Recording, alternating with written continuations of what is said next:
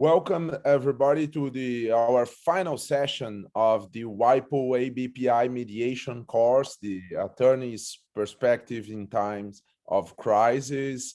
It's a pleasure to have you for this last session. As you know, I'm Rodrigo Azevedo, and this will be a very special session as we will have a mock mediation related to a patent license agreement. And for that, I need to start thanking the instructors, our instructors who share their practical experience with you, but also demonstrate their skills as actors, representing roles of parties, of attorneys, of the mediator.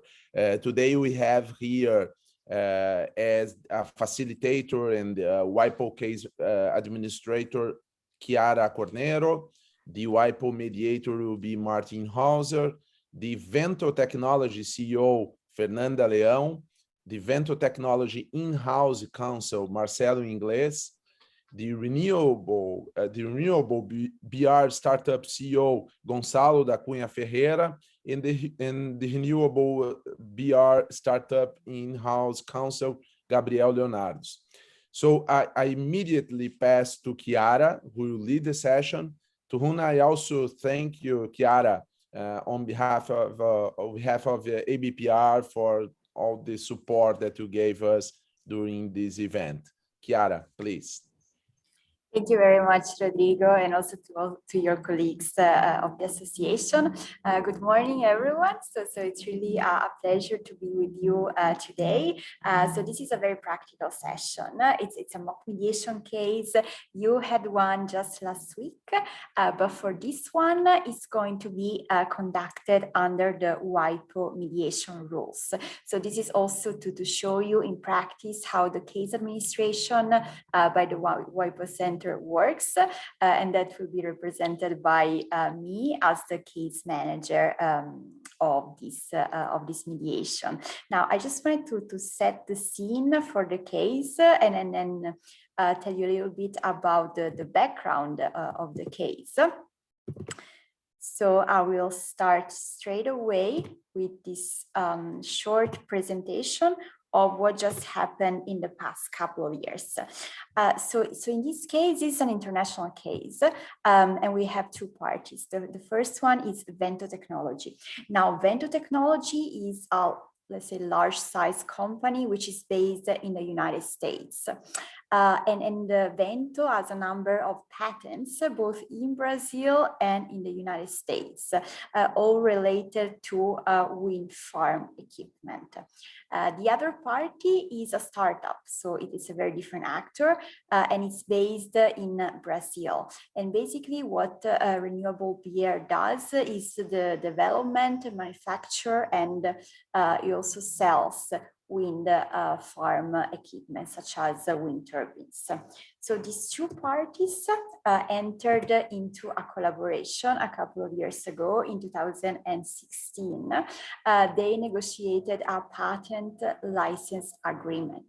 Now, under the agreement, Vento was licensing to the patents, the Brazilian and US patents, to Renewable BR in exchange of some monthly royalties. Now, in the agreement, under the agreement, Renewable BR had the right to use the technology, but only for research and development purposes in Brazil. And he also had this exclusive license to manufacture and sell products only in Brazil. So these were the terms of the agreement. Now, also under the agreement, Renewable BR was supposed to have some annual diligence reports to Vento Technology. And in these reports, Renewable BR described the use of the technology for research and development purposes, but was not reporting any sales of products under these patent rights. Now, last year, at the beginning of 2020, some external external counsels of vendor technology actually found out that renewable BR was selling some parts for these wind turbines globally, including in the United States. So of course that gave rise to a dispute because on the one hand, vendor technology was alleging that these parts were covered by vendor technology patents. But on the other side, renewable BR was alleging that these parts were not covered by the patents, but they were actually covered by other patents that were granted to renewable BR. So there was a dispute on the alleged patent infringement of the contract. And both parties were quite upset about this situation. So they were about to start a dispute resolution process. But here the Council for Renewable BR reminded all parties that in the agreement there was a dispute resolution clause, and there was a dispute resolution clause providing for WIPO mediation followed by WIPO expedited arbitration. So this is how the clause looked like in the agreement. It basically provided that all disputes were going to be resolved through mediation first, and in case the mediation was not going to be successful, then the parties would settle such dispute through WIPO expedited arbitration. So this was the clause, and the request for mediation was received last month by the WIPO Arbitration and Mediation Center. In the request, there were already some qualifications on the choice of the mediator, and actually this is something which is quite useful to do, especially in complex cases like this one, where the parties may need some expertise from the mediator. So in this particular case, already in the request for mediation that we received at the WIPO Center, there were a number of qualifications required. In particular, the parties required a mediator that was also a licensed patent practitioner, already familiar with patent law and also licensing transaction. So really with the context of the dispute and collaboration, and also with specific experience in mediation of patent disputes. And on top of that, also to be fluent in both English and Portuguese, also to be able to speak with both parties in their first language. So that's quite a high number of qualifications.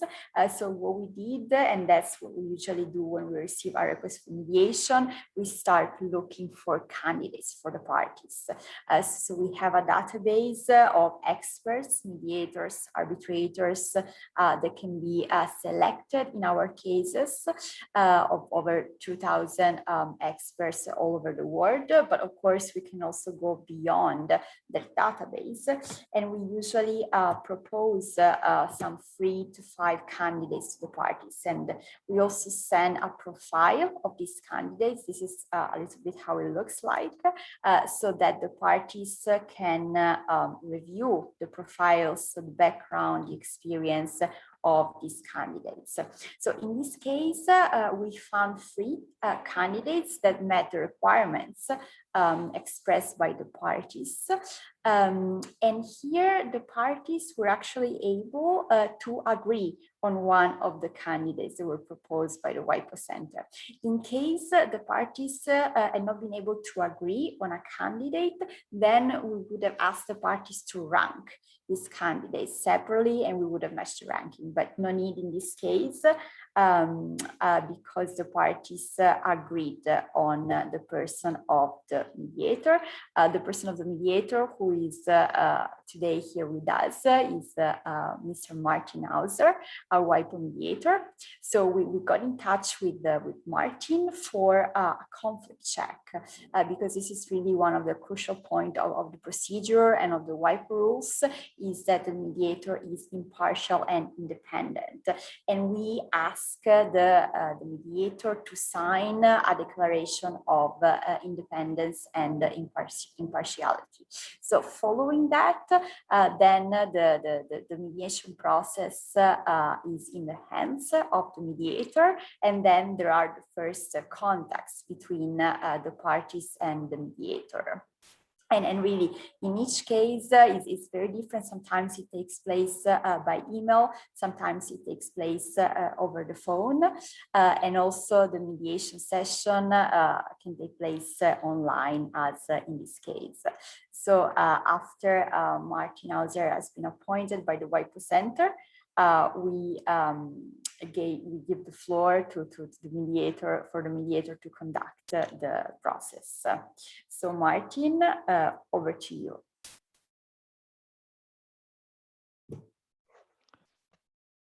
Thank you, Chiara. We are still on your screen, Chiara. Okay, here everybody's back. Wonderful. Good morning and welcome also from my side to everybody. I'm really thrilled to be in a certain way in Brazil today with you, among you. I hope that you can hear me. Does that work? Is it fine? Okay, wonderful. And I wish to thank ABPI and WIPO for inviting me. It's really an honor to be here with you. I was told that this is the last day of a mediation course of 6 days, a practical session, and it was about the attorney's perspective in times of crisis.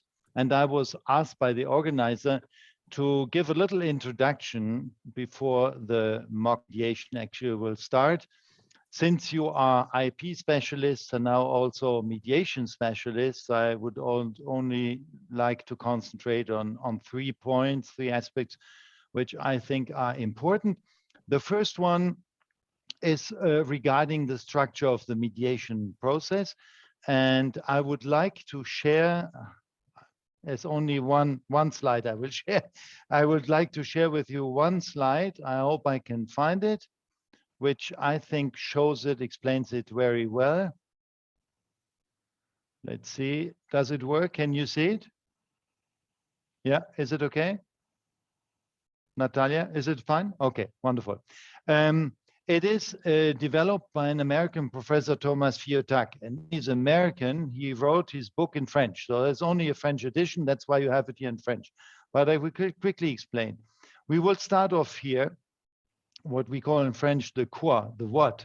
What are we going to talk about? So we will do a list of points, what we call in English an agenda for the mediation, and normally all points, they're not necessarily legal points, IP points, there can be emotional, personal points, whatever, will be listed here in agreement among the 2 parties.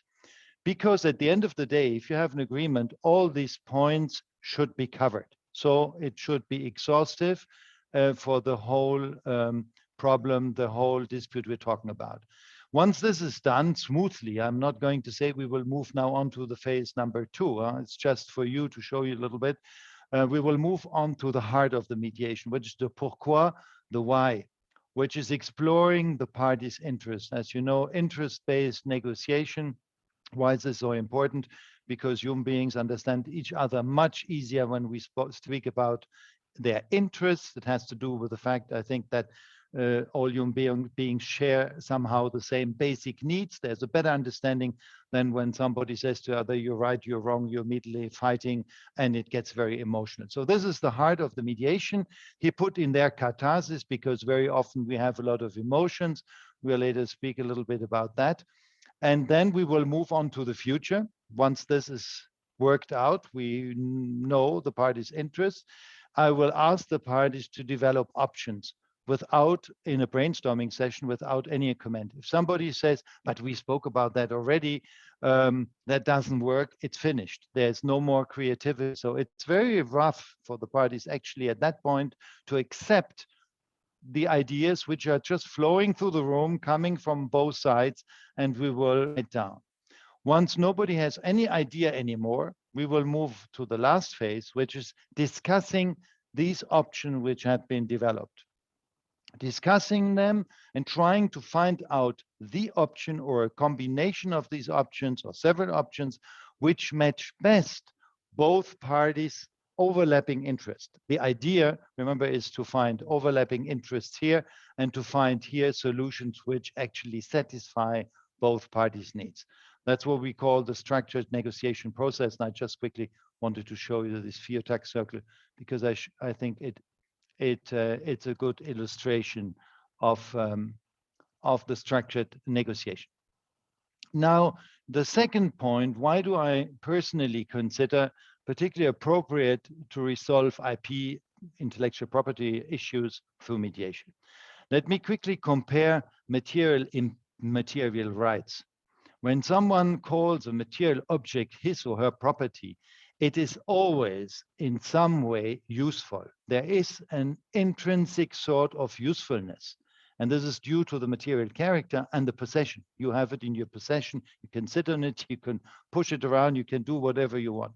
But as you know, the usefulness of IP rights depend completely on the owner or the licensee who exploit these rights. It's totally different. It's tremendously depending on these guys, on these people. Actually, they are like empty envelopes, empty shells, which give you rights, but the full importance of these rights only will come up once you know in which hands they are. There might be a very important patent in the hands of somebody, you cannot exploit it, it is not useful. It might be in the hands of a huge company, which was only waiting or developing this, and it might be extremely important. So why is this now important for mediation? As we just saw, in mediation, we're exploring parties' interests. So here we're talking about interests. So coming in an IP dispute to mediation, where we explore interests, who knows better about their interests than the parties? So it's really the appropriate tool. And I give you a short little example from a recent WIPO mediation where I was the mediator. Were actually two foreign companies. I can't talk too much about it, but give you some ideas about it.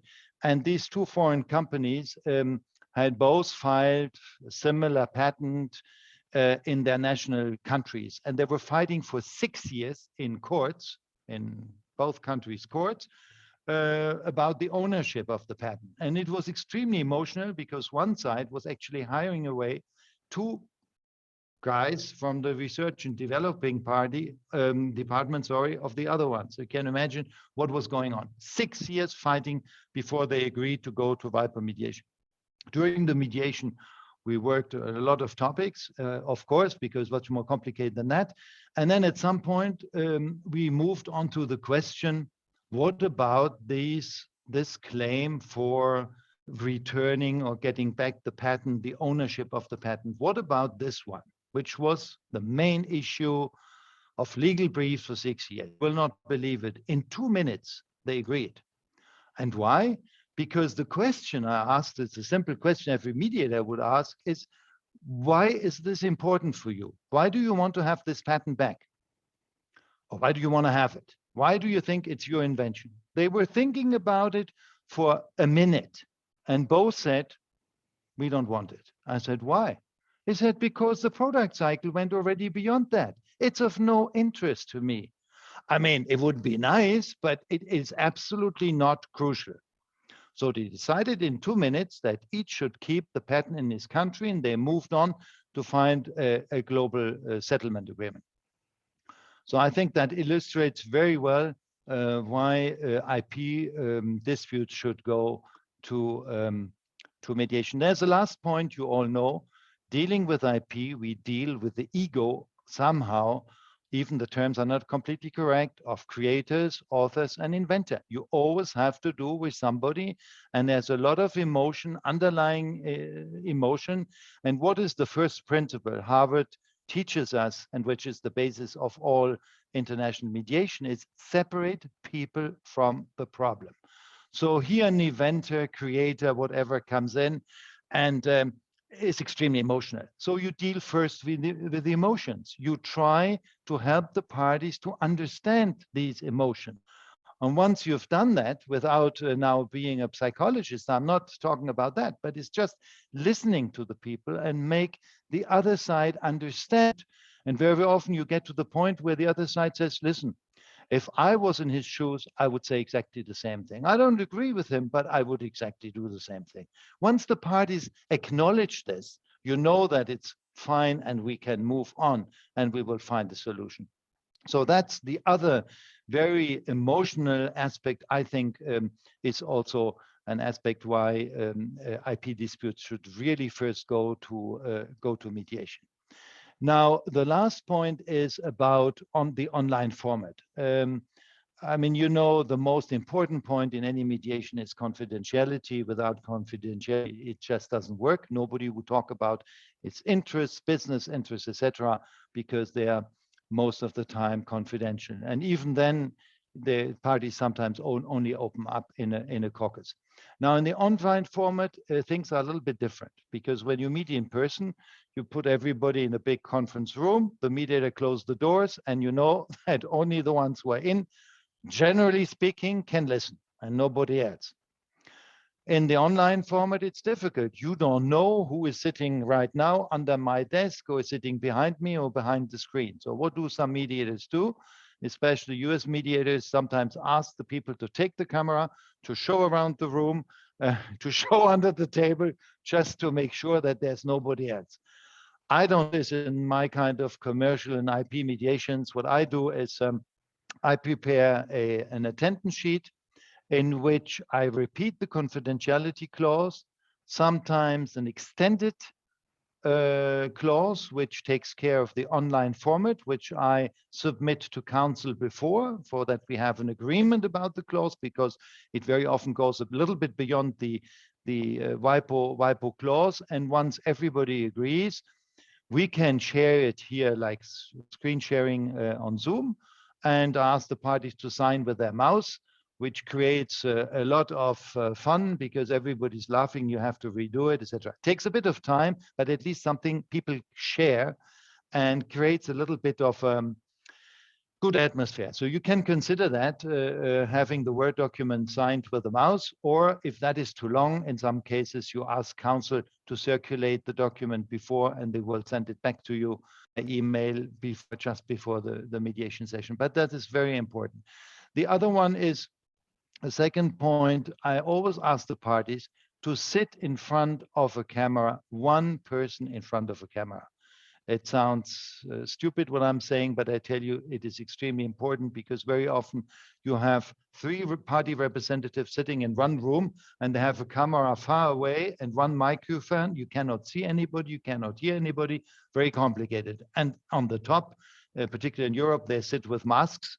So you can't even see anything. I mean, it's not possible. So I always ask them, even if they're in the same law firm, go to your own desk and please put on your own camera, your own microphone, and if possible, your headset, because it is tiring to do it online. It works extremely well, but you need a headset, because if you have to try to understand what the other person said without getting to the content, that's losing too much energy.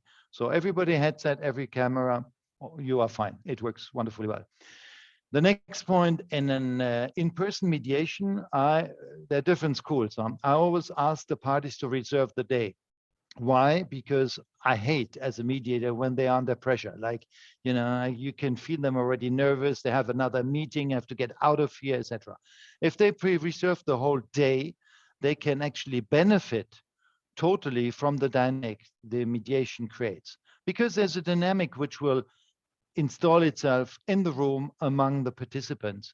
And I always say at about 4 or 5 after a day, which started at 9:30 Parisian time, the parties will either have an agreement or they have narrowed their position so much that they know whether an agreement will be possible. Sometimes they need a night. Always say in Paris, you get a glass of red wine, you sleep, you talk with the attorneys, we see each other next morning, 2 hours, and very often things are settled, or I follow up with the attorney. But reserve one day. Now in the online format, you all have heard about Zoom fatigue, and you know it. It's a little bit different, but I do exactly the same thing, with the exception that I ask people if they agree, I do a pause, every 1.5, 2 hours, we pause for 10 minutes, everybody stays online, we just close camera and microphone, and we go on after 10 minutes. The last mediation I did a few days like that was 11 hours, and it worked wonderfully well. So just to tell you a little bit the difference there from a mediator's point. A last point before we get to the mock mediation, which I wanted to share is, in order to create rapport in this virtual environment, I always propose first a joint session with counsel. Very often you have external counsel. For me, it's very important, I'm a former attorney myself, to meet the attorneys, to speak with them, to organize things, not talk about the merits of their case or even the case, but to organize things, to identify the right people around the table. It's one of the major issues, to get the right people. Yesterday I had a thing, they were talking about 2 subsidiary companies, but actually we were co-mediators, and we asked, but who's going to take the decision? Oh, the mother companies will be involved. I said, but we don't have anybody from the mother company. So how do you want us to proceed? So now they think about having the mother companies come in, but this you can only work out with the attorneys beforehand. So I do that, and on the top, it creates a good relationship, because without the support of counsel and attorneys, you will not do a good mediation. I often ask them, sometimes disputes are already in court, in arbitration, sometimes they're not, but to summarize in a so-called position paper on 1.5 pages maximum, the position of each party, that I have a bit of a basic understanding. There are sometimes technical terms I don't know, that I know a little bit what it's all about, a bit like what Chiara told us here. And we've got that on a paper. You need a little bit of something. Some mediators go in, they don't want to listen about anything before. They want just to hear it for the first time. I always prefer to have a position paper, and even more important, an interest paper, which is totally confidential among the parties, but it obliges counsel to work with the parties about the parties' interests. Because when parties are not prepared, they come into a mediation, they don't know what their interests are. And it's extremely long and tedious to find out what their interests are. Whereas when it is prepared, when they spoke about it, when it's written by counsel, again, on 1.5 pages, it really helps to move on much more quickly. I won't refer to it, but I know in my head which kind of questions one will have to ask to help the parties to move on.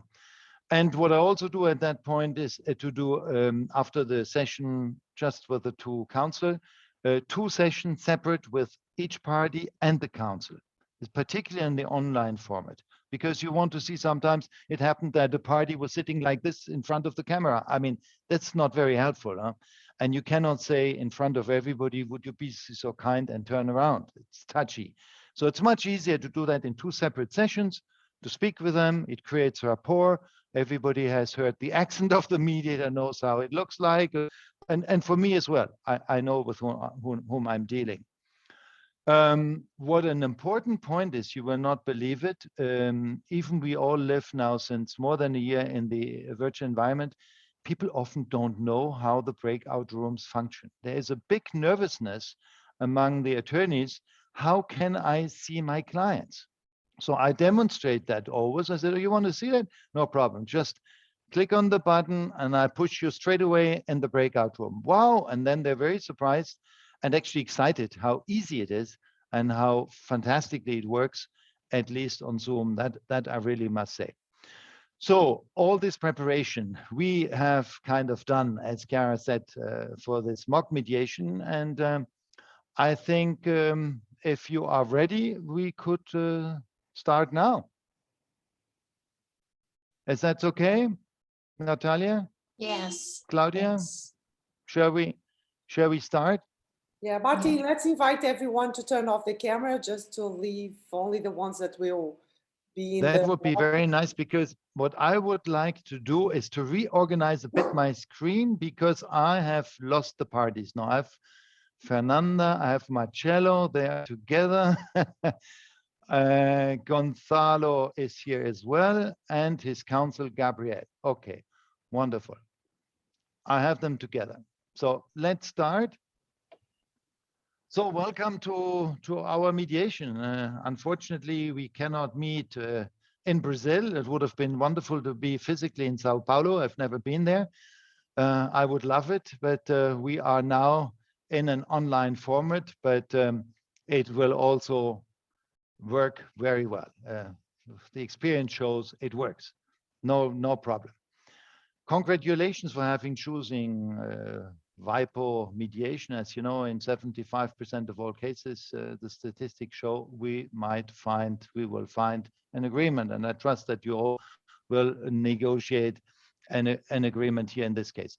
Before we really start, I have to introduce a couple and have to say a couple of things to you. First, I would propose we do a little round of introduction, and I propose to start. I'm Martin Hauser, the WIPO nominated mediator in your case. I'm a German national, I'm a trained lawyer, and I worked for more than 30 years in Paris as French attorney before I quit the profession because I decided to concentrate exclusively on mediation. I'm working as a mediator since 11 years, and I started actually my training in 1998 at WIPO, and later I studied negotiation and mediation in a Master of Arts program in Frankfurt Oder in Germany. And meanwhile, I did a lot of stuff in France, but I think that doesn't add anything here. What is most important for you is to know that because we have never met, we might never meet again after this mediation, I'm totally independent, neutral, and impartial to all of you. Or in other words, I can say it positively, I am multi-partial. I am here for both parties to help you. That's my only interest in this case, to help you to find an agreement which will settle your case. Who of the parties would like to start the introduction? I always say ladies first. Fernanda, if that's fine with everybody, start. Hello, Mr. Mediator. My name is Fernanda Leão. I'm Venture Technology CEO. Thank you very much. You're welcome. Mr. Hauser, my name is Marcelo Inglês. I am the counsel for Venture Technology. Thank you very much. Morning, Mr. Martin. I am Gonçalo Cunha Ferreira. I am the CEO of the Renewable VR startup. Thank you. Good morning, everyone. Mr. Mediator, my name is Gabriel Leonardos. I am in-house counsel for Renewable VR startup company. Thank you very much. One question I completely forgotten. Is it fine with you? Do you call me by my first name, Martin? No, Mr. Mediator. And would it be agreeable for you that I call you with your first name as well? Particularly in the online format, it makes it really much easier if I could allow myself to say Fernando and Gonzalo, Of course. Marcelo Okay. and Gabriel. Certainly. Is that fine with you? Oh, Yes. okay, thank you very much. Perfectly Thank fine. you very much. One question, I heard we have the two CEOs, which is fantastic on both sides. So there's no question of authority here. Everything is settled. You have full authority to settle the case on both sides, but just to check. Yes, I have. Okay, Yes. Gonzalo?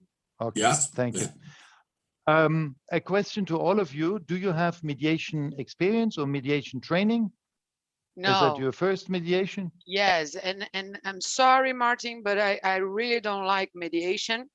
I'm here just because Mr. Gabriel, the counsel of Renewable, he insists to include the mediation clause, but I really don't think this is gonna work at all because Mr. Arbitrator, I'm sorry, Mrs. Martin, I'm very upset. Martin. Martin, I'm sorry, I'm so sorry, but I can even see Gonzalo in front of me because he's not reliable, and I really don't think this is gonna work. It's my first mediation, and I don't want to. I was obliged to initiate this procedure.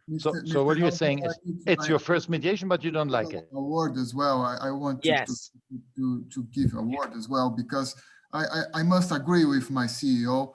First of all, this arbitration clause was inserted by Mr. Leonardo's to our contract.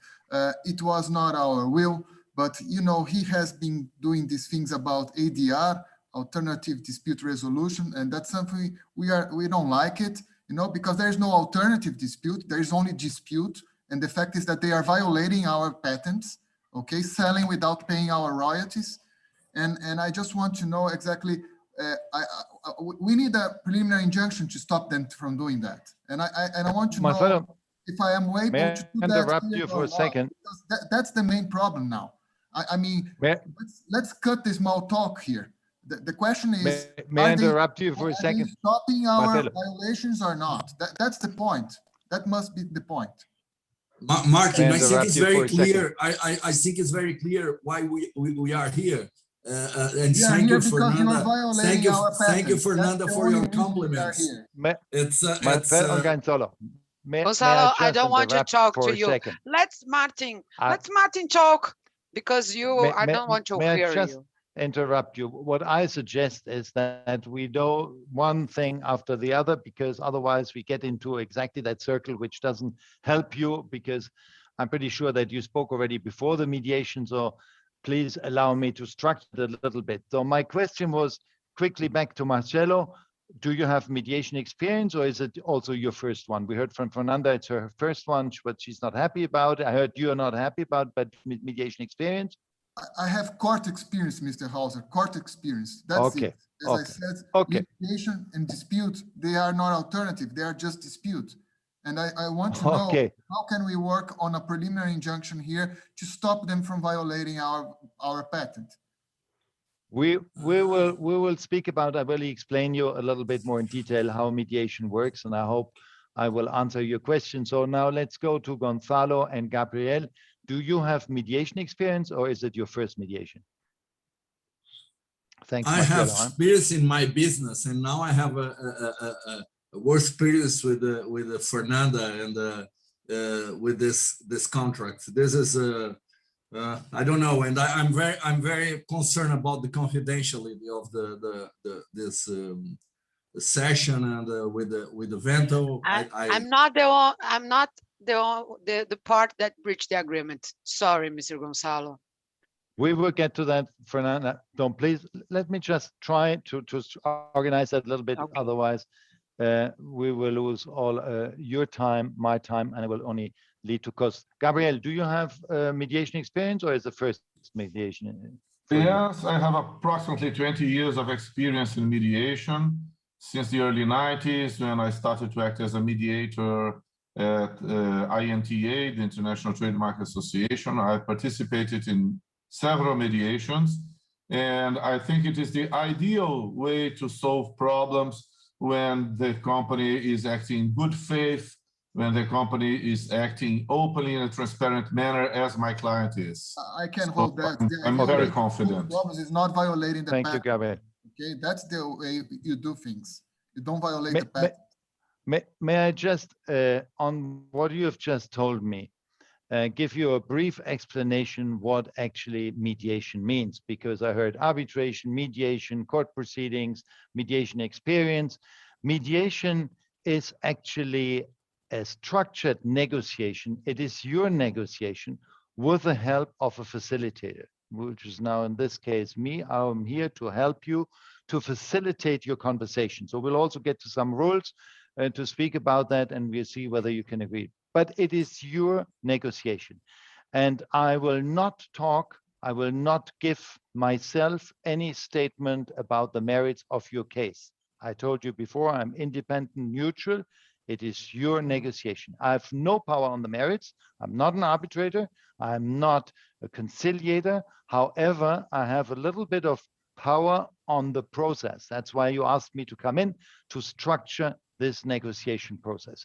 So that's in a nutshell about how mediation works. Let me just move on, because we're still in the introduction before I can give you the floor. You are absolutely free in this mediation to ask for a break at any time. You can also end this mediation at any time. Also, the mediator might, let me just somebody in here. The mediator also may end the mediation at any time without giving detailed reasons if he has the impression that the parties will not move forward for whatever reason. So this is a totally free process, and it's your negotiation. What is important is that we meet, like now, mainly in plenary sessions. However, there might be caucuses where we split up. I've organized 3 caucus rooms. One is Vento's room. It says on the left side, you will see that certainly a little bit later. The other is called, to simplify it a little bit, Renewables room, and the other is the mediators room, where I might invite counsel to join me for a cross caucus.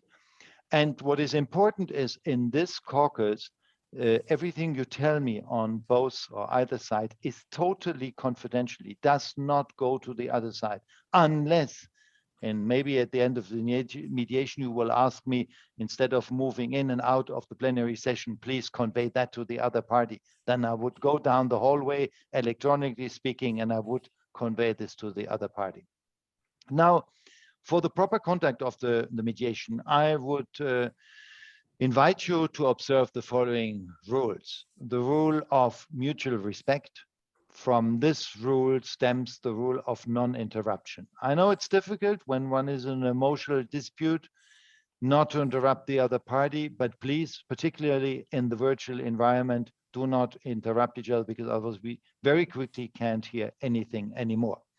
And now comes the most important rule, and I heard already concern about this, which is the rule of confidentiality. Everything which is said here cannot be, in case you will not find an agreement, but even in case you find an agreement, cannot be used outside. But in case you cannot find an agreement, it cannot be used in any arbitration, court proceeding, or whatever could imagine, because otherwise we would not be able to speak about both parties' interests. Nobody speaks about his business interests if he knows that this will be tomorrow in an arbitration or in any legal brief if you don't find an agreement. So that's about Martin, it. There's a last point.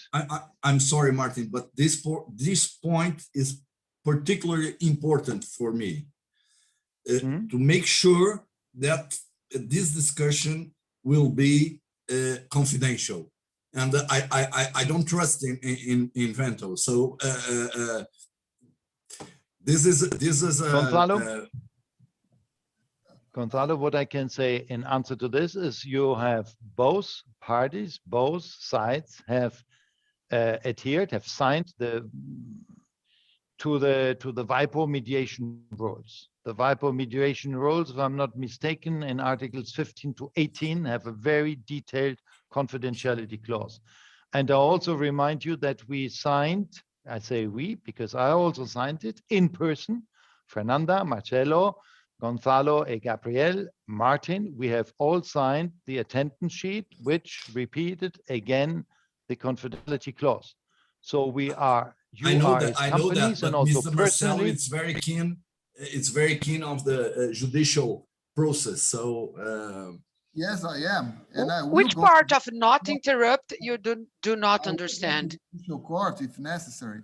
I must ask a question here, because I heard Mr. Hauser saying that this is not an obligation, but we had this obligation inserted in the contract by Mr. Leonardo's, and now I cannot go for the court. And I want to know about my preliminary injunction, because at the end of the day, I don't want small talk with Mr. Gonzalo. I want to seize the use of our patent unduly abroad. That's the question. And there is no confidentiality in court. There is no confidentiality in court. Let's be clear, there is no infringement. We never acknowledged any infringement. No, there is no infringement. You don't pay a penny for us for royalties. We are not using your patents. That's the point. No, you are not using. Let's see. Let's get an examination to do that. Let's get an examination to do that. Let's go to court and do it. Why did you suggest, clause in this contract? gentlemen, lose time, spend time here negotiating. Mr. Hauser, I'm so sorry. I apologize, but they don't want to negotiate. That's the fact. They don't want to negotiate. They want to use our technology without paying for that. That's the question. Let me just reassure you about something. Until nobody has said, I move out of the mediation, because we're here, we are in our mediation room, even it's on the screen.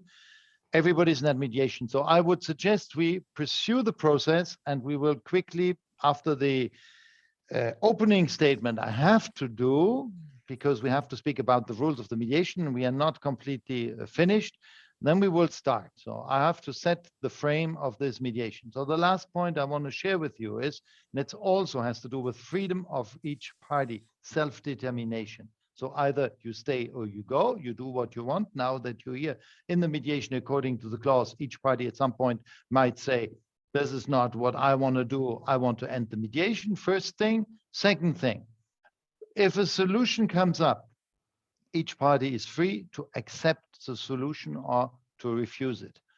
You are absolutely free. There's only one thing I will ask you: once you've signed an agreement, to actually stick to it and to fulfill the engagements you have taken in such a contract, in case it comes to such a transaction, what I hope. Do you have any questions? If not, I would, and if you agree to these rules, I would like to hear from all of you a loud yes for saying, I agree to these rules. I agree with these rules, Martin. Thank you, Fernanda. I agree. Thank you, Gonzalo.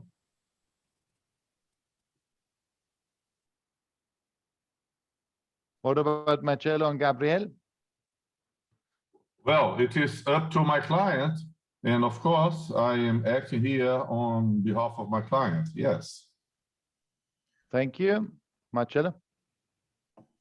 I'm really uncomfortable with all this proceeding, because I think we are just spending time here, but in benefit of my client that accepted to come here, I would defer to my client.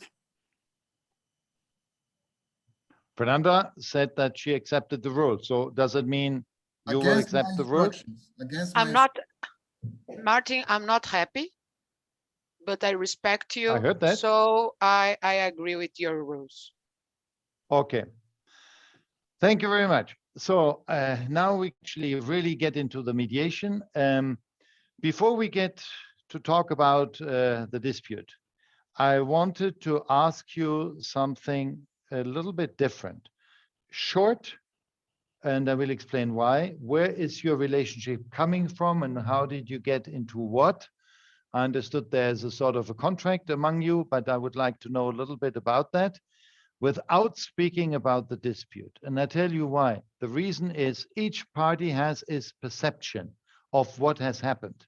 If we get into that immediately, we'll again be stuck. If we build up from the past to the present, we will see at which point you don't have the same perception anymore.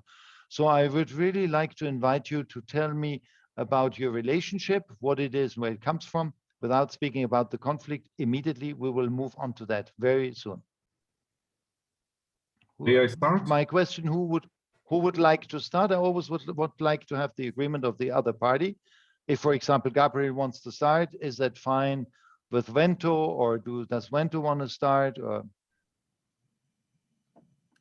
I can start. The question is very simple. Is that fine with, wait, I have to ask whether that's fine, is okay? That's fine, no problem. As long as I can speak afterwards. I want to have the right to reply to his defense.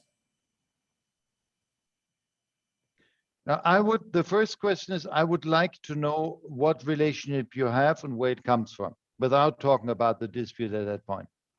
Just to see whether we have the same perception, or whether it's already a different reading of what has happened in the past. So maybe it's better I start, because I don't need to have a reply to Marcelo's defense, no problem.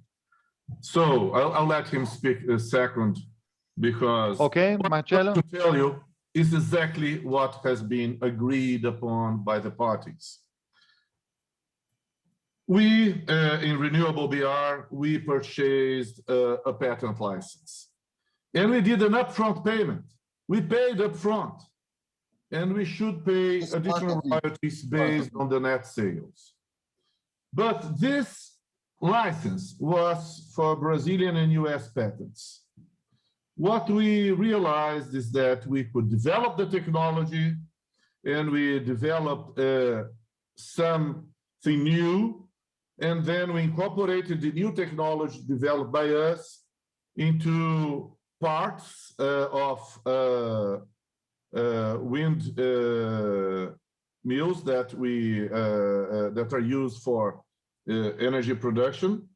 And we started to sell these parts made with our technology worldwide, including the United States. And now they are asking us to pay royalties, even though it's not covered by their patents. And they are saying that we cannot sell in the United States because they did not grant us a license to explore the patents in the United States, but we are not exploring the patents. It's a different technology. So as we see it, they sold us an outdated technology. We made an upfront payment, and in reality, we got nothing for it. That's why we have been reporting no sales, because there has been no sales. So that's the bottom line. Okay, thanks, Gabriel. What I would like to do is try to summarize what I've heard and ask you at the same time a question. You said you made an upfront payment for a license which covered Brazil and US. And that's exactly, and then you said, that maybe I go to the end, you said you developed a new technology for mills, and on the base of this new technology, you started sales worldwide. My question is, the first license you mentioned, the upfront payment for the license for Brazil and US, what license was that? It was a license, but only for Brazil. We did not got a license for the US. It was only for license. Okay. Only for Brazil. Okay, and then you say, on the basis of the new technology you have developed, you consider, this is your view, that you started sales worldwide because it's your own technology. Is that correct? In a nutshell? Correct. That's correct. Okay, thank you very much. So now turn to Vento. I would like to hear Fernanda, the CEO, on that topic, if that is fine with Fernanda. You've heard what Gabriel explained. Do you have a similar view or different view? Of my client. My client Sorry, cannot Marcello? post this way. I have to talk because there were lies brought by Mr. Leonardo's that I need to rebuild. If you don't mind, you just will add after your client is, in mediation, it's the parties direct mediation. So it's very, as we spoke in our preliminary meeting. That's not how it works in court. Very important. Clients don't talk in court, lawyers talk in court. You remember that we spoke about that in our preliminary preparatory meeting. The mediation is mainly between the two CEOs with the support of their clients. But then so now we have heard from spoken, not Mr. Leonardo's. Sorry, I didn't hear you. Then Mr. Gonzalo should have spoken, not Mr. Leonardo's. Yes, absolutely. But Gonzalo will add something to it if he wants, or he wouldn't reply. I mean, everybody has the right to talk, huh? You as well, so no problem. But I would like to hear Fernanda first on that, what Gabriel summarized. Do you have a similar view? Is a different view?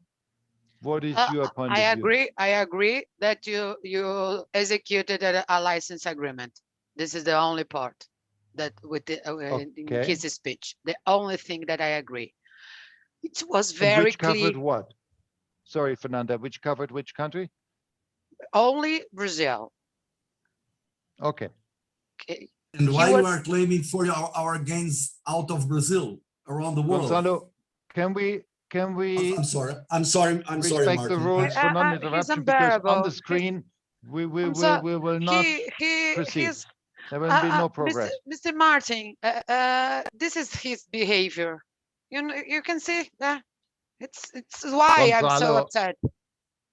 Recall the rule. Don't worry. So please go ahead. Okay. So you agree that there had been a license agreement signed by both parties for Brazil.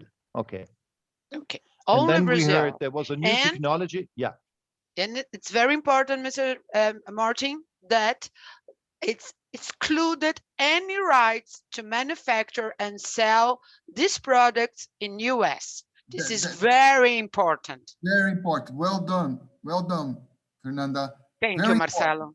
Was written the right they could manufacture not sell US. They could not I'm develop. not selling in the United States. What you sell in the United States is our property. We Oh, have that's the developed. question. It's That's not the your next question. licensing. Let's see what the So- expert says about that. Let's see. Now, Let's read the question. Let's see. Would you So- be so kind and let Fernanda pursue? Yeah. thank you, Martin. So I hired an external counsel to do due diligence in renewable VR sales. So they discovered that they did not report any sales of products fail under the patent rights. Then my lawyer also discovered that they are selling products in the US with my technology, Martin. My technology. He was using. I'm sorry, Gonzalo. Gonzalo, could please. be. I Could will you come back fake to you, your? huh? Yeah, you can talk after me. Can you respect me for once? For once, just for once. Can I continue, Martin? If you deserve. Of course. The Oh, floor thank is you. yours, and then I will go back to Gonzalo, who actually So- has not spoken yet. Perfect. So Martin, he's using my technology, my work to become my competitor. Mhm. How? I just So want what- to. Yeah, This is the problem. I try He's to using- summarize. What you're saying, no, sorry, we have No, a bit of a please continue. I'm time sorry. lag here. What I try to summarize, what I hear from you is you totally agree with what you heard from the renewable side, which is an original license agreement for Brazil, only for Brazil had been signed. You said it excluded the right to manufacture and sell in the US. However, you found then- out through people of your company, close to your company, that actually renewables was also selling with your technology. You were emphasizing products in the US. Is that correct? Is that what My you wanted to say? technology to be my competitor, Martin. Without be your paying competitor, that's what you're saying. anything, Okay. anything. He's not paying anything for the sales. With Okay. my technology, it's not fair, Martin. It's not fair. Maybe if it's fine with you and Marcello, unless Marcello wants to add something, just to this point, I would like to give the floor now to Gonzalo that we hear him I want to add on this something. aspect. I want to Yeah, add please. something. Fernanda did remarked very well the fact that there was a specific provision in contract excluding any right to manufacture and sell in the US. And that Mr. Leonardo didn't say. And apart from that, the upfront payment, it was just signing bonus. The main payment for this agreement would be the royalties that they didn't pay yet, not a penny, as I said. And apart from Okay. that, it's ironic. I mean, I can't find the right word to say when he says that he bought some outdated technology. So why did you buy it? Why did we enter this license agreement if it was an outdated technology? It's not an outdated technology. It's cutting edge of technology, and they know that. And without this technology, they wouldn't incorporate theirs. They come to say, we incorporate our technology. You incorporate your technology to our technology to sell and not pay us. That's the point. So he confessed it. There is a confession here, and I want this to be written in the statements. There is a confession in the sense that they incorporate their technology to our technology. So without our technology, they wouldn't be selling anything anywhere else. So this incorporation of their technology to ours is a confession that they are using our technology without authorization and without paying for that. And finally, when they say that there was no sales, there are lots of sales. There are only no sales to pay us. But we want an examination. I want to request here an examination to show not only that they are violating our technology, but also that they are selling.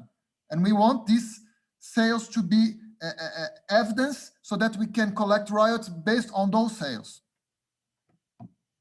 That's what I want. Marcello, hear from you, in addition to Fernanda, you're saying that the main payment is not the upfront payment in any respect. It is actually the annual royalty fee. And you're saying here at the moment they don't pay anything. I mean, say they is renewable because from your point of view, there is a pretension that they don't sell. You say they do sell using their technology incorporated into your technology, and without your technology, they couldn't sell anything, but there had been sales to, now I have missed you. Wait, what happened? No, Sorry, let's just interrupt. You are a good listener, Mr. Hauser. That's exactly what I said. Thank you so much for listening to us. No, thank you, but let me just check Martin, whether we have not Martin, lost because I anybody raised here. my hand, and when I raised my hand, the order of the bill of the. You said you wouldn't have any reply, Mr. Change. Leonardo. What happened now? You are Gabriel and Marcello. Because I Gabriel- think it's the Gabriel and adequate way Marcello. to ask for the word. May I ask you just for a little bit of patience? We have not heard Gonzalo yet, okay? And we are 4 here, 5 around the table with myself. So please be so kind. I think the floor is for Gonzalo. Just to summarize quickly, Gonzalo, what I would like to hear on is there is an agreement, understanding of where we come from, license agreement. However, there is a total different lecture about what happened then. What you heard from Vento is you actually sell in the US, which is not allowed according to Vento's understanding under the license agreement. And Vento says that you are integrating your technology, your new technology into Vento's technology, without which you could not sell at all. And you're selling in the US, and Vento says you are not paying the royalties for this. So that is the question. Now, excuse me 1 second, Gonzalo, before you start, because I'm wondering whom we have lost. No, everybody's here because the pictures are all of a sudden always moving around. Maybe because people come in or leave, or I don't know what. Okay, perfect. Everything is fine. Gonzalo, could you please pick up that point and give us your view on that? Thank you, Martin. As you see, I'm very patient. Am I willing to achieve this agreement if Fernanda wants to cooperate with us? I think that Mr. Marcelo haven't read our agreement, because our agreements have 2 parts, 2 different parts. One is use the patent technology for research and development purpose in Brazil. And we have done that. And we have created a new patent that it's our ownership. It's not your patent. And we pay for that. It's clear on the contract. Another thing is the license to manufacture and sell products only in Brazil.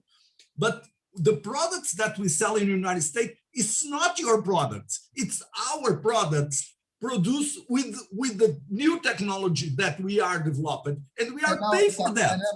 What is the problem? What is the problem? Coming from may I talk now?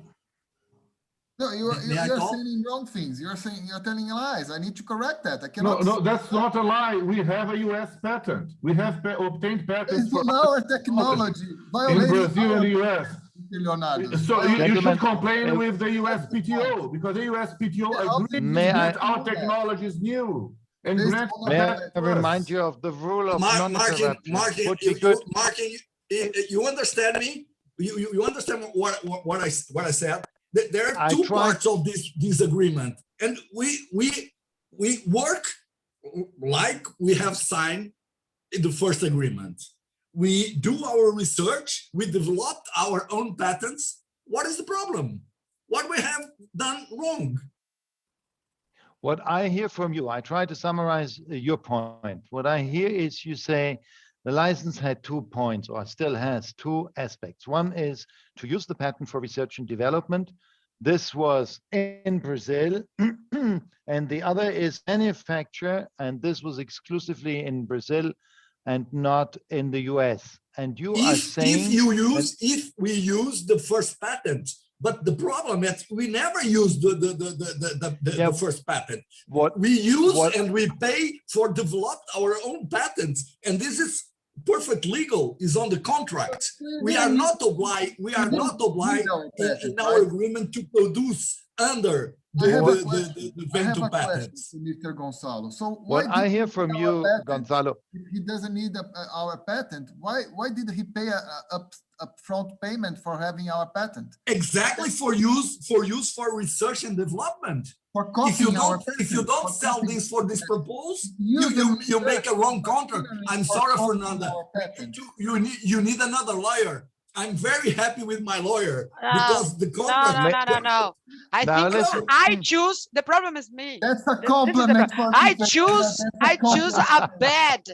I choose a unreliable partner in Brazil. Okay. I don't know how I could trust you, Gonzalo. I really don't know. You become my competitor with my technology, my work. It is not right. You sign a contract and you receive your payment for that, and then I cannot use my rights. Fernanda, come on. May I just intervene? May I just intervene? What I heard from Gonzalo, I'm still trying to summarize what I've heard there. What I heard from Gonzalo is that he actually said he paid upfront, not only, but also for the right to develop and to research and to develop using your patent, Vento's patent. And you were saying, Gonzalo, that you developed a complete new technology. That's what you said, or am I wrong? No, I said that. And you said that this new technology is no more. It's not covered. It's not covered by the Vento patents. It's not and covered. You said that, Gabriel, it's an excellent lawyer, a patent lawyer, and I'm very confident that we don't touch just one comma in the rights of the Vento. May I put a question, Gonzalo? May I put forward a question to you? We heard from Marcello before. He said that you have integrated your technology, their technology, and without their technology, you could not sell. That is the argument which was already coming from the other side, from Vento. What is your point on that? How do you see that from your perspective? As you know, I can answer that. Of course, I'm pleased to hear an expert. The point is that if we were selling Vento's products, we would not be making any sales at all. This is a very competitive environment. It is an outdated technology. We have developed a new technology, obtained a new patent, and they should be thankful to us that we did this development. And actually, we could, because, we are a small company, they are a large company. We could use their distribution in the United States, so they could sell our new technology and pay us a royalty. We would make money together because we obtain a US patent and they are not acknowledging that, and they should I think, Martin, from our technology. I think, Martin, I need to go to the newspaper and show to the public how unreliable the renewable startup is. Fernanda, as you know, I don't like you, but open your mind. We have a big business in hands. What do you want? To make a scandal? What do you want? I want to do business. I want my money. I want my money. I want to make money, and I can't give you money. I want to speak. If everybody speaks at the same time, it won't sorry, get Martin. us nowhere. May I make a proposal? I would like to open the breakout rooms. I would at this point like to speak to each of you separately. Is that agreeable for you? I will open the breakout rooms. You will see a thing in front of you which says, please accept, be so kind and accept, because otherwise I will not meet you there. And I will go from one room to the other. There's one thing you should know. If you want to communicate with me, it is not through the chat, because it only works with the people in one room. You will be in two separate rooms. So the only way how to contact me is through the help button. You will see at the bottom a little bit on the right side. And I will see this button when I'm with the other party, and I will either come immediately or I will write to you a little bit later. Okay? Is that fine with you? Then I will open the breakout rooms. I really would like to speak to you separately. No? Fine? Fine. Okay, Fine, thank you. Martin. Let me just see, but we have a problem here. We missed, somebody has Gabriel, and why is Gonzalo not in here? Let me just put Gonzalo in the right room. Okay, we have Fernanda, Marcello, and Gabriel and Gonzalo. Okay. Perfect. You hear me? So I opened the rooms.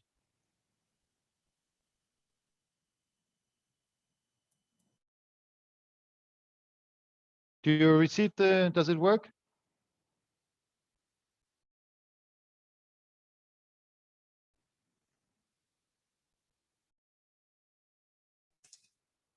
Here we are again for our very private and secret meeting.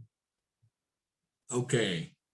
And now, I suppose that Martin is arriving, and just Marcelo and Fernanda will be in a separate room.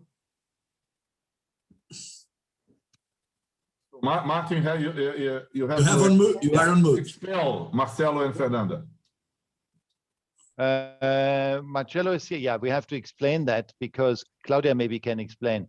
Yes, it will be like we'll do the caucus for the students be able to watch here. So we'll send each time the lawyer and the party, okay, for a breakout room. So now, yeah, which one you want to start with, Gabriel and Gonzalo? I would like to start with Gonzalo and Gabriel. I mean, now everybody's listening, but it's a game, huh? So Yes. Fernanda and Marcello, of course, We you're can not pretend listening, we are not but here. you are listening. Listening. No. We can pretend we are not here So, if you want. Let's assume I'm completely alone with Gonzalo and Gabriel, and this is total confidential because we are in a separate room. That's the idea, okay? Okay, And so Fernanda we'll close and Marcello our are not videos. listening. I'll close the And you video. are not listening. And what I said, yeah, okay. What I said and wanted to share with Gonzalo and Gabriel is to pull their attention more specifically to the argument, which came from Vento, saying, okay, developed and you did research, but you integrated your new technology in ours, and without our technology in the middle somehow, that it's me who adds in the middle, you would not be able to sell into the US with your new technology. And I just wanted to pull your attention to that you address this specific point. You might not agree on anything at the end of the day, but this is the argument which comes from the other side. What is your view on that? It's just an idea that you deal with that aspect.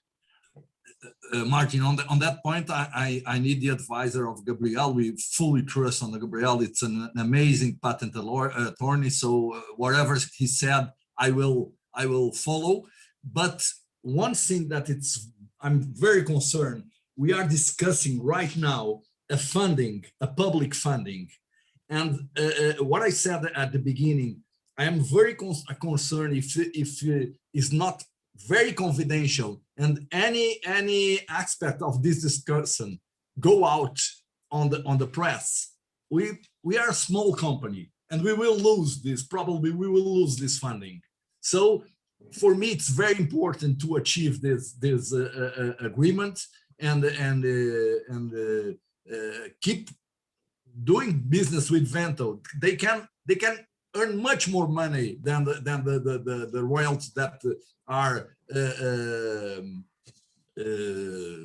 on the first contract. So this is important. But Gabriel, what do you think about, because we have the patents granted? Yes, of course, Gonzalo, we have the patents, but we know we construed on top of Vento's technology. So, of course, we will never admit that in front of them, but we know that our development uses their previous technology. So, if we ever had to go to court and if we had an expert opinion, they would probably find that we are infringing their patent. But what happens, Martin, is that in the original license agreement, we were forbidden to sell in the United States. And that's an excellent market.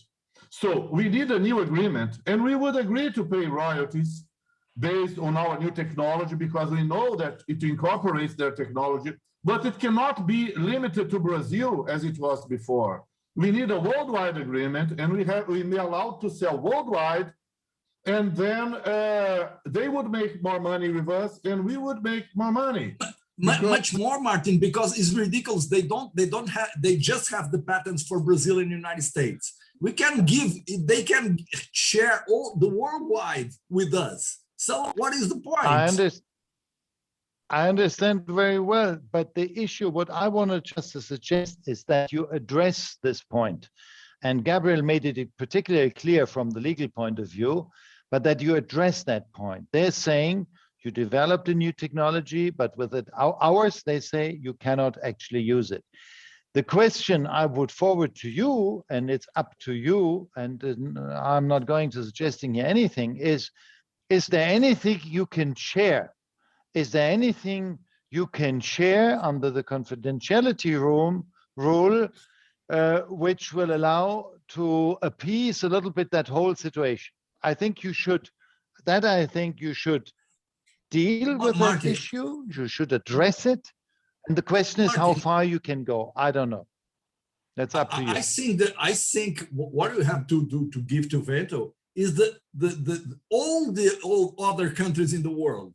They just, okay, it's two important markets, Brazil and United States. Okay, but we have all the world to share with them. So what do you think about certainly something you should address. I think if I were in your position, I would address the issue they brought up because it was already several times. And Gabriel developed an argument. I don't know, I will leave you to discuss with the other side, and you can talk among yourselves how far you want to go in that negotiation, and under the confidentiality rule, what you can share with them, knowing that it might calm a little bit this whole thing and allow you to advance, but it's up to you. I will let you go. I don't know. Fernanda is very vanished. So if we give something that she feels that is the order, okay, I'm not. This is not my game. I can give these rights to this moral rights to Fernanda because she loved that. I would say I let you talk among yourselves to decide how you want to pursue. This was just a little wanted to put your attention to this aspect, which came already up several times on the other side, and I think it would be worth to address it. How you address it, it's your decision. And now I will move on to the other party because I have to allocate my time a little bit the same to Vento, and I will speak with Fernanda and Marcello. Okay, and then I will call you back all together. Bear in mind, Martin, this point for me, it's very important. This funding that we are now discussing, it's vital for our company. We cannot lose that. That's your interest. Yeah, that's your interest. Okay. No, I've heard it. It's understood, and will not be forgotten. Okay, Fernanda and Marcello, can we see you? And my apologies for the interruption. This is Chiara from the WIPO Arbitration and Mediation Center. Just to know that we have a specific focus also on the time and also proceedings. So as I think we've come over time, I think after this caucus, we should probably try and come to a close. Okay, we go back to the plenary session and then we close and find a new date. Huh? Okay. Fernanda and Marcello, how's it going until now? I think so far so good, Martin. My concern is I just want to continue my business as well as usual without any competitors in the US. And I'm very, very afraid, Martin, only between us here that Vento will spend a lot of money in a litigation, and we don't have this money.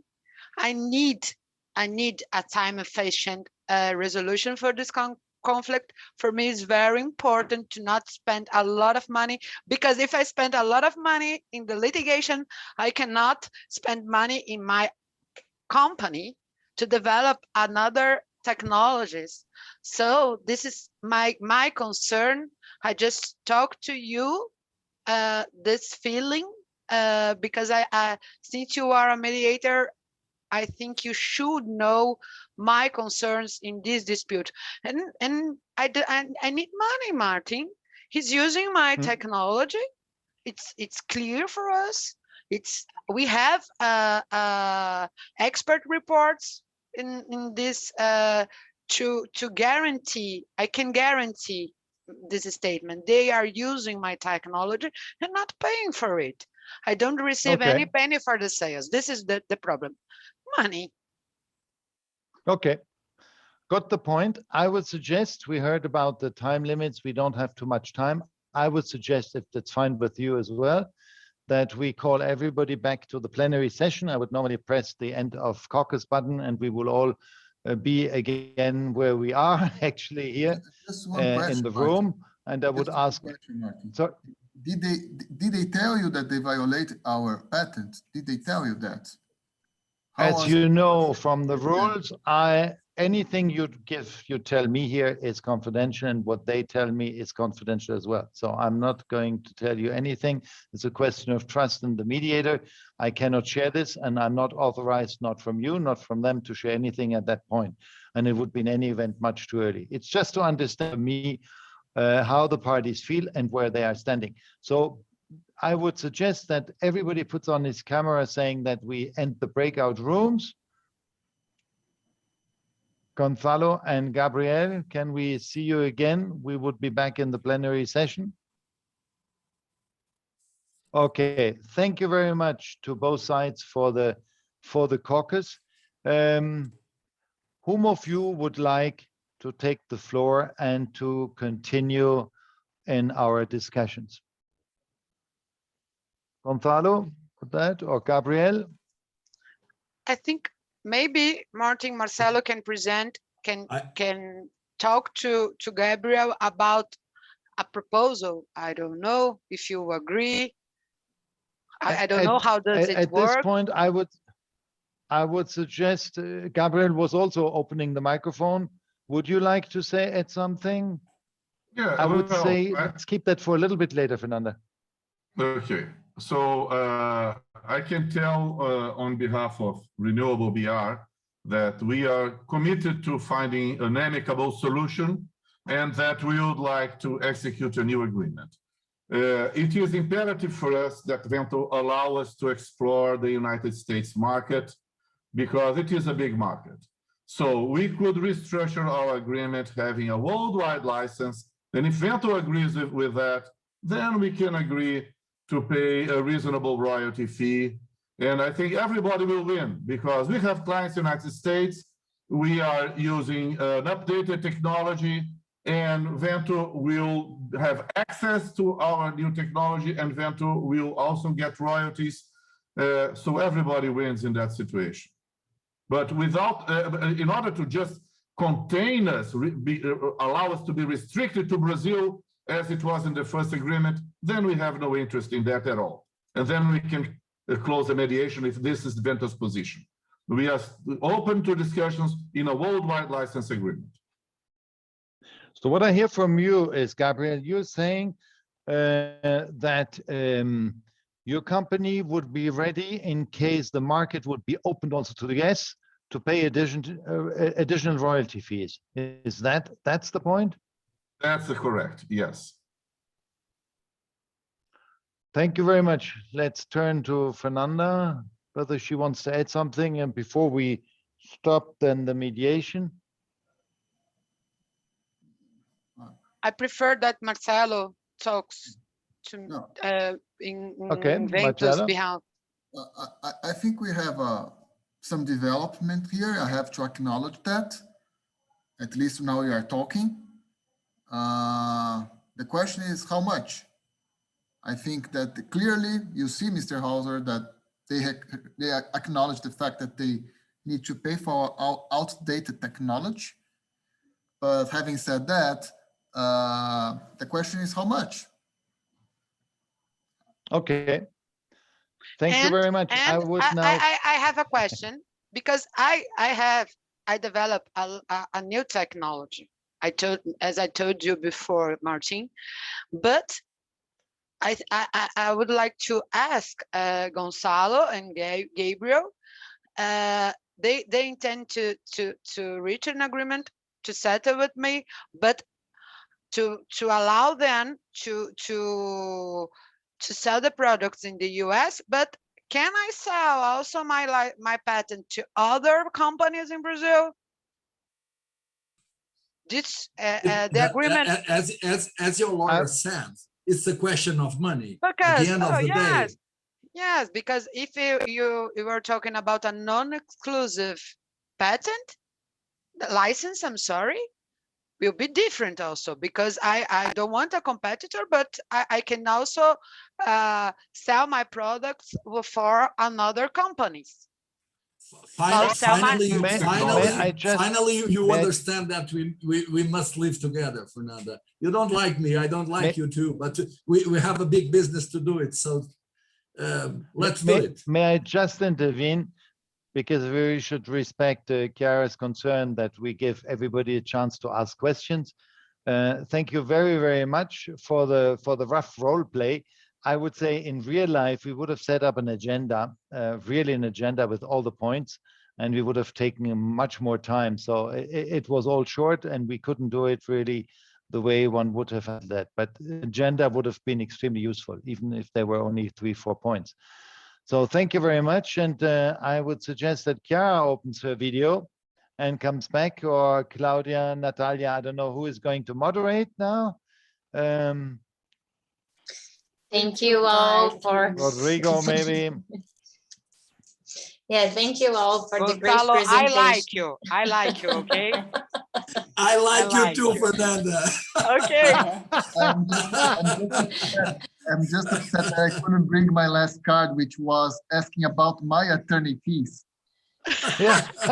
If everything was over, I would say, okay, what about my attorney fees now? I wanted to use that as my last card, but I couldn't. This is a good point. So I just wanted to revert to the class to see whether anyone has some questions and some concerns or any other things that you would like to share and enjoy our team here. And Chiara, Martin, Gonzalo, Gabriel, Marcelo, and Fernanda. Let's see what we can hear from you, Lucas, Ana Beatriz, Patrick, Alexandre, Eduardo, Cláudia, se vocês puderem trazer aí contribuições e quiserem perguntar também. Open to our public, our audience. By the way, it's also very common in our experience. Sometimes one session is not enough. There is a little bit of development towards the end, and then the parties agreed to meet on another day. And with online facilities, it's even easier to arrange. So that's something that we see happening quite often. It's also, as you can see, a good reason why Martin was suggesting having a full day schedule for the mediation to give it time. Yeah, if nobody has any point now, I would just ask Chiara to explain perhaps how does WIPO work with co-mediation. And recently I heard from an experience with a shadow, like it was interesting for me. So if you can just teach us on that from WIPO, and perhaps Martin, how he would align with a co-mediator in an online session. I think this is nice to hear. So from our experience, that's not the rule for us. So only in some specific circumstances. So for example, if it's a very specific field, some technical matter where the expertise of an expert is actually required, then there may be someone, a sort of a co-mediator, or just an expert giving his or her expert opinion. But perhaps what I could share is our experience in Singapore is is very particular on this because we have a special scheme with the Intellectual Property Office. Basically, the IP office there provides some funding, so funds the mediation costs to the parties under some conditions. And one condition is to have a shadow mediator. So basically, and I think this is very, very interesting because it has a view training younger mediators. So basically the shadow mediator is a younger mediator with less experience, with shadow, which is present in the room throughout the whole procedure, so also in the preparation of the mediation, and basically observes the mediation. So it's also, of course, subject to the confidentiality agreements and all. Yeah. And that's something that we have seen. Sometimes it's maybe the associate of the mediator, so a colleague, sometimes it's an external person, but someone that has less experience. And we found it was a fantastic way for these younger mediators to also gain the experience. Good. So that's probably the best training that they can get. And I remember in one particular case, it was very important because the parties wanted to have a bilingual mediation. And there the shadow mediator was actually fluent. Well, her first language was Chinese, which was the other language required. So that was also super useful. So I think that's something that could also be kept into account to raise awareness of mediation and effectively train mediators practically. Yeah, very good. Yeah. Martin? Yeah, I think I have a lot of experience with what you call shadow mediators. I think it's extremely helpful, and it's very nice for the senior mediator as well. Wow, somebody's dog. It's very nice for the for the senior mediator as well, because you can have a bit of exchange, you have a bit of feedback, and it's extremely helpful because sometimes the job can be a bit lonely as well.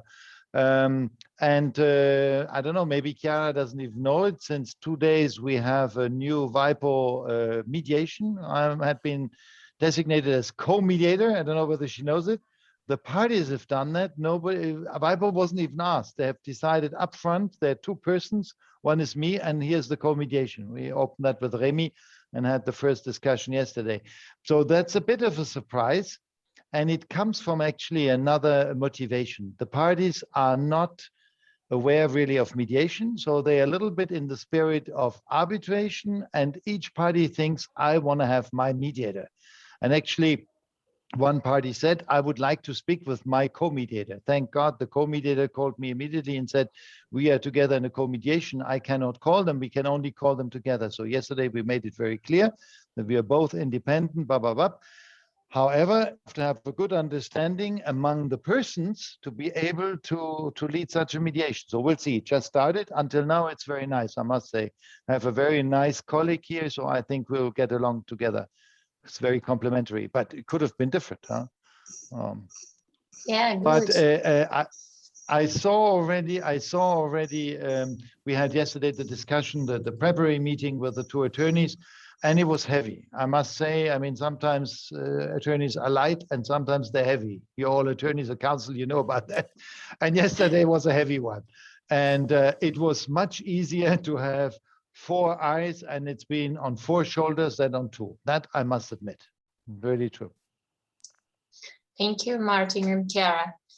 Anybody else? Any discussions? Any points that you'd like to bring to enjoy this presence here? Yeah, Eduardo.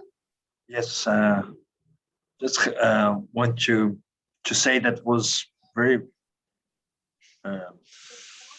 nice experience. Congratulate all the actors, and especially I think I never had any experience in mediation, and I was curious about how was the ultimate atmosphere. And this one, I think, this was exactly what I thought would be one mediation situation, real mediation situation. And I have a question to Mr. Martin. I congratulate especially you for your performance. It's not tough. It's not easy to be a mediator.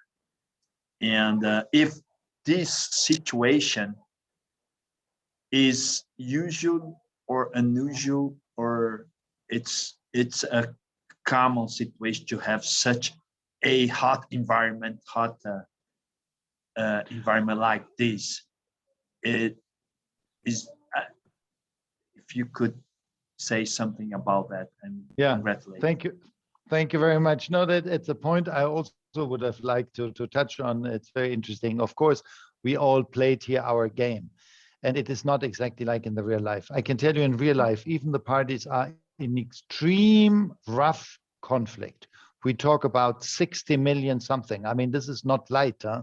This is big business, and they cannot see each other anymore. That kind of atmosphere. I tell you, they respect, they do not interrupt each other. No, they hardly sometimes even look at each other or speak to each other. They would first only speak to me if we now in sitting together in the room, huh? Only sitting to me, and after a while the contact will be reestablished to the mediator, and they speak to each other again.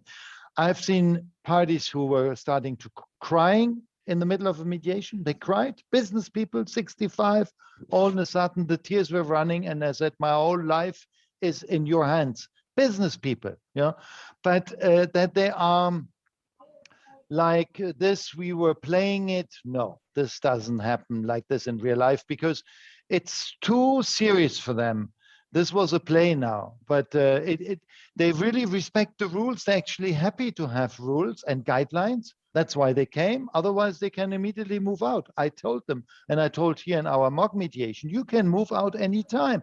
And unless everybody's here, I consider that everybody's playing the game of the proceeding. So I would like to reassure you, the atmosphere can be extremely cold and tense at the beginning, but it warms up after a while, and it takes some hours, and slowly by slowly parties are reconnecting, but it's more calm. It's not, sometimes even colder than that, much more. And I would say, even it doesn't matter where people are from which country. That's the general, and I'm only doing business mediation, so I cannot talk about any other mediation, but we were really in a game now. And I need to remark that Fernanda and I, we are not usually like that, okay? Don't take us wrong. Okay? We are not so bad like that. I see that we have Lucas here. Yeah. Lucas, would you like to open your mic? I think Lucas asked a question, but I didn't understand. No, sorry. That was no problem. I got it. First of all, congratulations for all of you about the acting skills. And second, I would like to ask Martin, how in such a hot environment do you manage to keep order without confronting the parties, without saying no explicitly, something like that? If you have a technique that you like to use? There's not really a technique. I mean, Lucas, thanks for the question. It's really an important one, and I recently wrote even a little article about, I published on the IBA Mediation Committee website about a situation like that, which was a bit similar. I give you just the example, and I give you the answer what I did. The parties came into the mediation, and they said, we not talk to each other. And I said, why? Because if the other side does not take the seizure they did in our bank account yesterday night, we just don't open our mouth. One party came even from far away, and here they were sitting, somehow yelling at each other. One was speaking in one language, I speak 3 languages, and one was speaking one language to me, the other in the other language, knowing that the other side doesn't understand. Terrible atmosphere. The attorneys, I'm not telling you, it was worse than what we lived here. You know what I did at the end of the day? I said, listen, I mean, that's really a pity that you all came from so far and nobody wants to talk. I see only one solution. Either we end the mediation, or I would like to see the attorneys alone. Then they said, okay, let's see the attorneys alone. And I must say they were all French attorneys. And we met alone and they were yelling at each other. It was terrible. But smoothly, funny enough, they become more constructive. So it was a very exception situation. I have in the deadlock, I called this article, I could not believe it. I've never lived that again. But sometimes you have to be extremely creative and find a situation. Maybe I should have met the CEOs alone. I don't know, something where you have to try to get out. Actually, they teach us in in-person mediation, if people are really yelling at each other, if you have a large back, you get even visually in the middle of the parties, you know. I mean, on the screen, we cannot do that. But here, I thought at some point it becomes too much.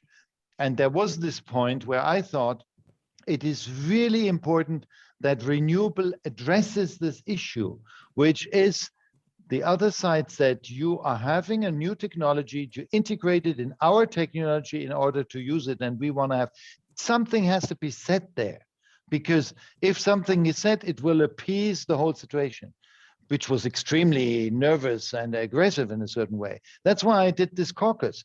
And I would in real life, if we were really, because with so many people, you're a little bit handicapped nevertheless, you know. If I was alone with Gabriel and Gonzalez, I would have been very clear. I tell you, I would have said, listen, if you want to advance here, if you want to get, you see how aggressive and nervous they are in a certain way. If you want to appease that situation, advance, because Gonzalo had told me how important it is for him, for the funding reason, all of that, said you have to address this issue. You have to say something about it. Be very clear. You know, I would have pushed it a bit further. So, Lucas, there is no general rule. It is just coming with experience and also looking at human beings, I think. That's to do with that.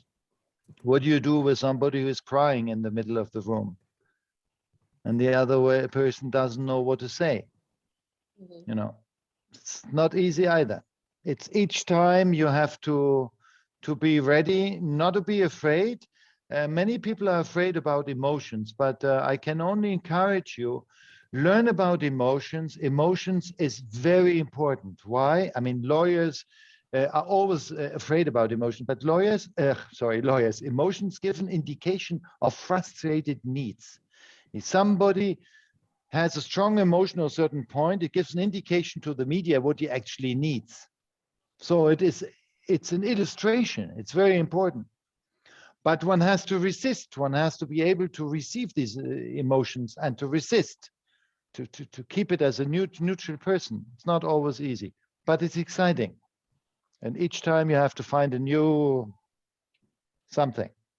And that's also maybe interesting when you have a co-mediator, because when you have an intercultural setting, like here, you have people from Brazil and the US, it doesn't work the same way. Doesn't mean automatically that there are huge differences, but there might be cultural differences in the way of behavior, reaction, all of that. And then it's maybe helpful either to have a mediator who has this cultural experience, intercultural experience in general, or to have even a co-mediator who can help and say, listen, I looked at this side, I saw this and this on their faces. I don't know whether you got it because you were actually reframing, you were asking the question, thinking, but I would say we have to be careful about this and take care of this. Yeah. I don't know whether that helps, Lucas, but I can't be more. Martin, I think you have just said, described the power of the third party in a dispute, that the direct negotiation is really in deadlock, right, in impasses. So I think you described very, very well. Thank you, but that's what it is, yeah. And the deadlock and the third person. People, I remember the first book about mediation was written in France in 1977, the famous Bible for negotiation written by Fisher and Urey, getting to yes without giving in, 1981. So the French book was earlier. And what they saw already is just the mere fact that the third person comes into the room. And you need a little bit of natural authority. It doesn't mean that you have to be like this, but you know, you enter the room and there's a presence. This is very important. It already helps to appease and to know we can speak not to the other one, but to the mediator. And then are all the tools which came from 1981 on. And if you have time, take the Bible and look into that. It's really interesting. Martin. Sorry, Rodrigo. Yeah, no problem. First of all, congratulations to you and all of our actors in this morning, here in Brazil, afternoon for you. This course focuses on the role of the attorney in mediation. And we cannot end this final session without asking you, what is this role in your opinion? What is the attorney's role? And how can the attorneys really collaborate in order to obtain the best from a proceeding such as this one, the mediation? That's a very, very important question. And I'm happy that you asked that one, because I tried to emphasize already a little bit earlier when I did my own points about mediation. I said I always have, nearly always, I have one exception in my life, I always have external attorneys, in-house counsel in a mediation. It is very important to have attorneys in the mediation. Why? Or let's say the other way around. First of all, the fear, because until recently I was also a practicing attorney, there was always this fear with mediation, we don't earn any fees anymore. We have to go to arbitration, this is lasting for a long time, and that's how we earn money. But this is a very short thinking nowadays, because I think the business plan will change. People will more and more negotiate. We all negotiate. We are all the time on internet. We always, it's a negotiating society, or as Fisher and Urey said already years ago, it's the negotiation revolution. And the attorneys, I would say, have to follow this and have to be on the top of this, because big companies are looking for attorneys who are trained in negotiation, meaning mediation, knowing how to negotiate in an intelligent way. So this is something I can only encourage. Now, what is the role of a mediator of a lawyer in a mediation? That's exactly what we tried yesterday to explain again. These attorneys who are a little bit reluctant, they have to prepare the mediation with the clients. There's nothing worse than party attorneys who arrive, sit there and see, okay, let's see, we have no idea, first time, let's see how that happens. That is absolutely absurd. What they have to do is, first of all, prepare the points to discuss. You know, you remember on that little circle where we start, the points to be discussed. And that you might say this is very easy, but I've seen mediations with lawyers sitting there unprepared, and I said, what do you want to talk about? They had no idea. They were in a conflict, but didn't know what to talk about.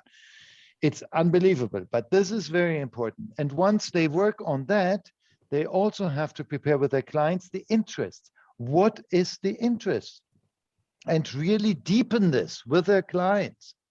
And the next point, which stems from all of that, is to calculate the BATNA, the best alternative to negotiated agreement, which has to be calculated by the attorney with the client.